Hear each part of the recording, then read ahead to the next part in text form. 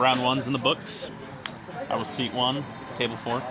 So who'd you play against? What'd you play against? I was seat 1 as Dahada. Seat 2 was a Thrasios Tepshazat. Seat 3 was a Rocco, Expel Rocco. At seat 4, Blue Farm.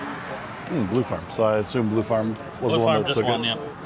Blue Farm's the one that killed me too. That sucks, man. It's unfortunate.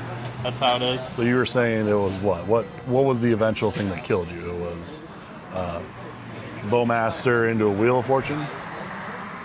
The thing that killed me was the flood collar being on the battlefield for as long as it was. In case it wasn't made clear, I'm a winner. I'm a buy. Got a buy win. But we take those. We take those wherever we come from. We take those. Any final words of wisdom about your round, Tré? You know, I predicted 1 loss. You know, 1 loss, yeah. 1 loss. We're only doing 4 rounds, so 2-1-1 will be the record errated, but 3-1 isn't too bad either. I've already exceeded my expectations of my 0-4, so let's go. Probably. You're spiking me. I wasn't, so in theater, when we had microphones, I wasn't allowed to wear a microphone because I would peak them really bad. But also, if I was next to people while they also had microphones, I would peak their microphones. I mean, that's kind of impressive. I'm a very loud person. Anyways, welcome to the competitive corner. I'm Mark. I'm Tré. Round 2 just got done. How'd your round 2 go, bud? I lost. The seating. Seat 1 was Dahada. Seat 2 was me on Dahada. Seat 3, Sisse, 5-color. Seat 4, Rockthras. Okay. Mulligans. Dahada, seat 1, went to 6. I kept my first 7. Sisse went to 5. Rockthras went to 4. Pretty normal. Turn 1, I'd say, from Darcy from that. Dahada. Ragavan from me. My turn 2, I missed my land drop right there. Ouch. But I had 2 talismans in my hand. So you kept a 1-lander? I kept a 1-lander with Ragavan because I also land. Ragavan, Silence, Bolas' Citadel, Culling the Weak, Talisman. So what land did you play? Plateau. Okay, so I mean, you still have potential silence. Correct. Yeah. Okay. That was my mindset behind Yeah. it, and play the Ragavan early enough, get treasures. That's fine. Yeah. So I hit somebody, get that treasure, play a talisman, and I pass. Turn 3. That's where shit hit the fan. Plays an Underworld Breach, and then goes through his deck until he finds a Flicker. Flickers Dahada, uses that mana from the treasures that he's making and the cards that he's milling over to keep doing the Flicker Dahada loop. Yeah. And then won through a Praetor's Grasp, the Rockthras player, who apparently was running a Thoracle. He had mulled over a Tainted Pact at some point, so he put Thoracle on the battlefield, had enough treasures, hold priority, did a Tainted Pact from his graveyard, and won the game.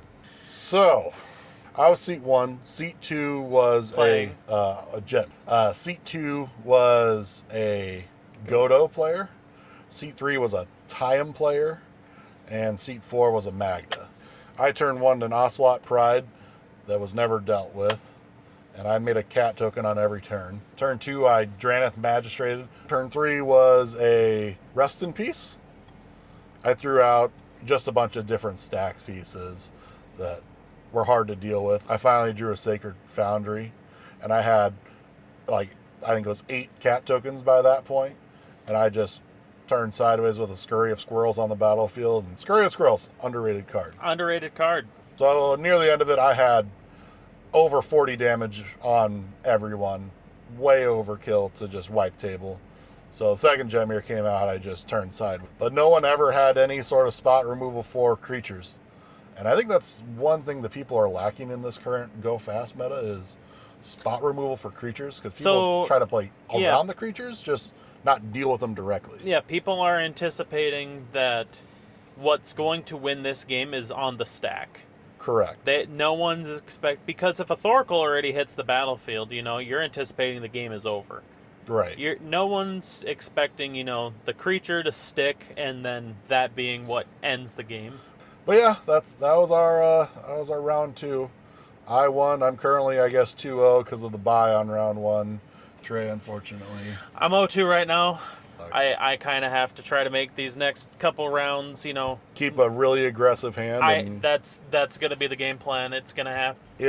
if possible, I'm willing to take draws, but I really don't want to take draws. I genuinely, if I have the ability to go for, a win or something like that, I'm going to try going for it just because I want to be first and possibly get a bye. Unless they do a top 16, they might do a top 10 just with how many people. I believe it's a top 16.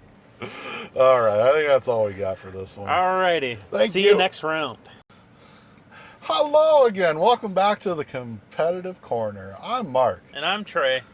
Just got done with round 3 and Tré, lost.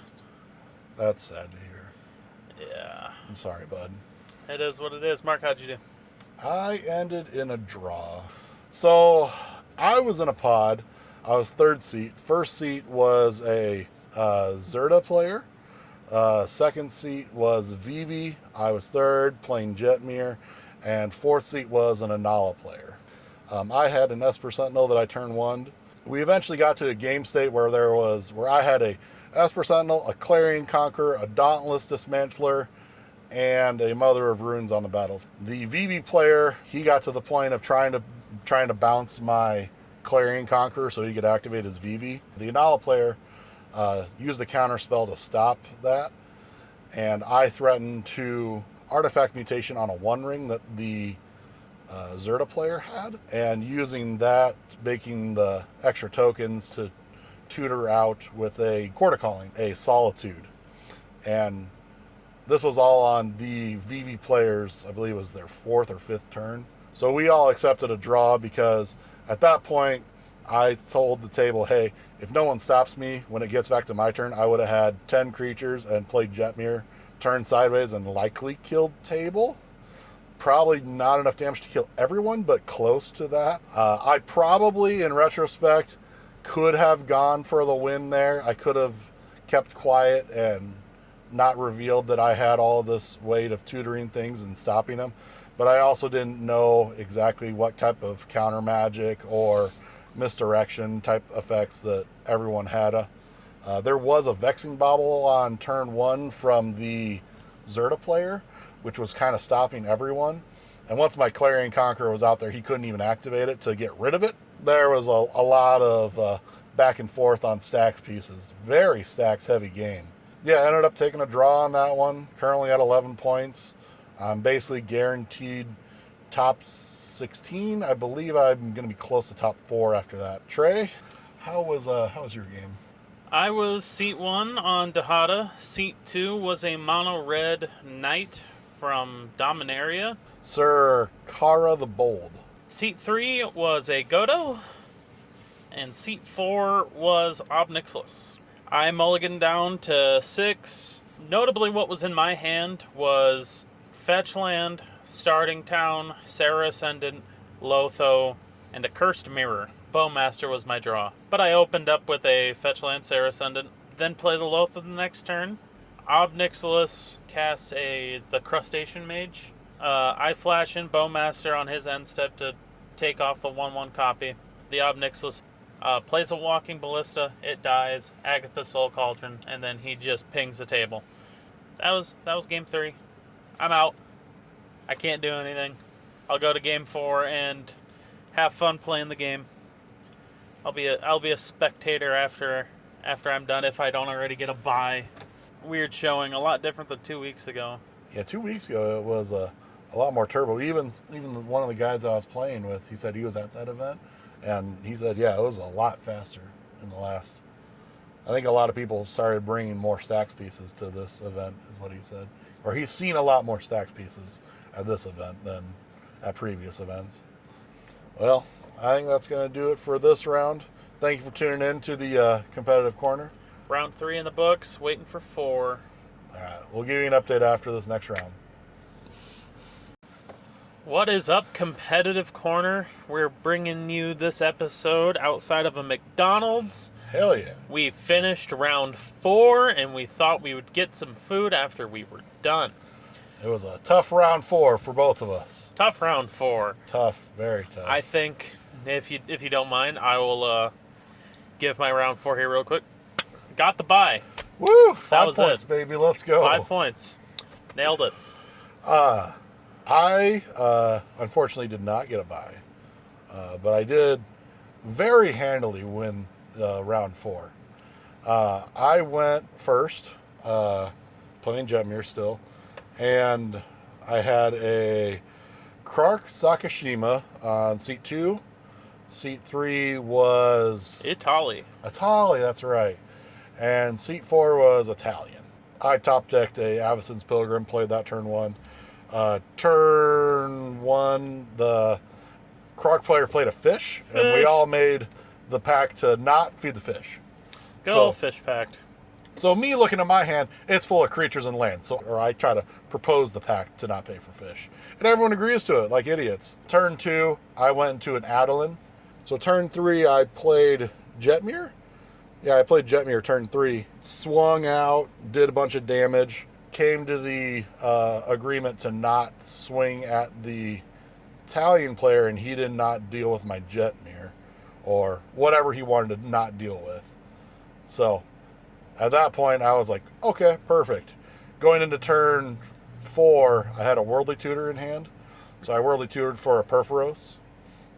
Put the Perforos on top, drew it, played it, went to combat, killed the Italy player, Krark player, with just attacks.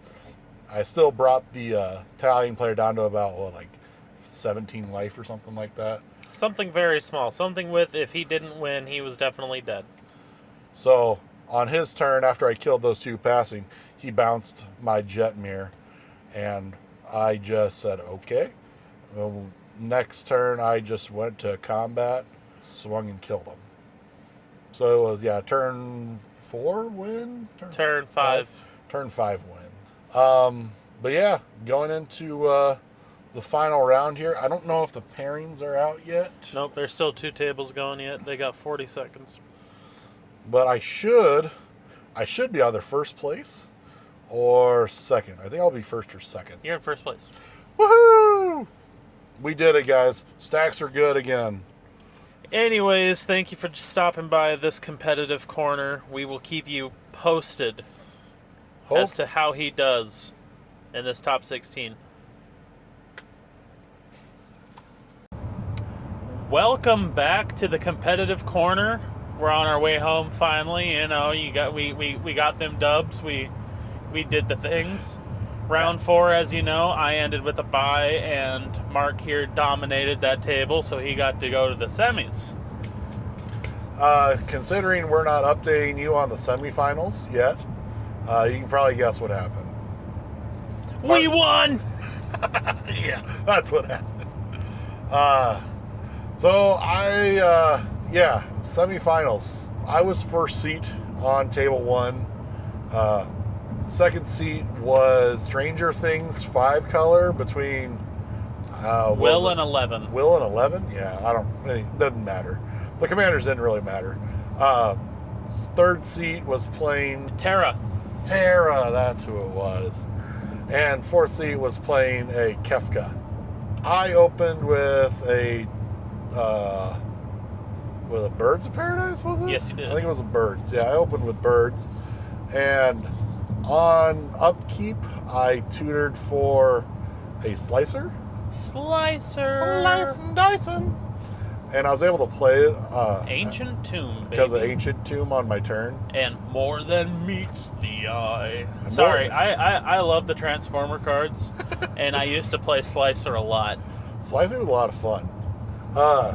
So I played Slicer and started to pass him around the table. Slicer ended up doing a lot of damage. It probably had to done 60 some odd damage throughout that game. Close least. to it, yeah.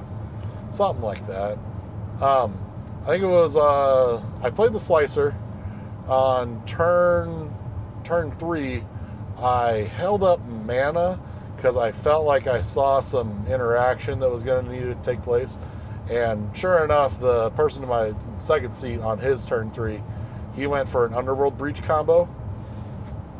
And when he did that, I had an Avon interrupter in hand, so I countered I guess it's counter. Is that the right thing for it? You stopped. I stopped it, and it plotted the Underworld breach. Making everything from Exile and Graveyard cost 2 more. Right. Which stopped all 3 decks because they're all Underworld breach. So during all of that, Slicer keeps getting passed around. The person playing the Terra deck had a Wishclaw Talisman out, and on their turn they did a Demonic Tutor.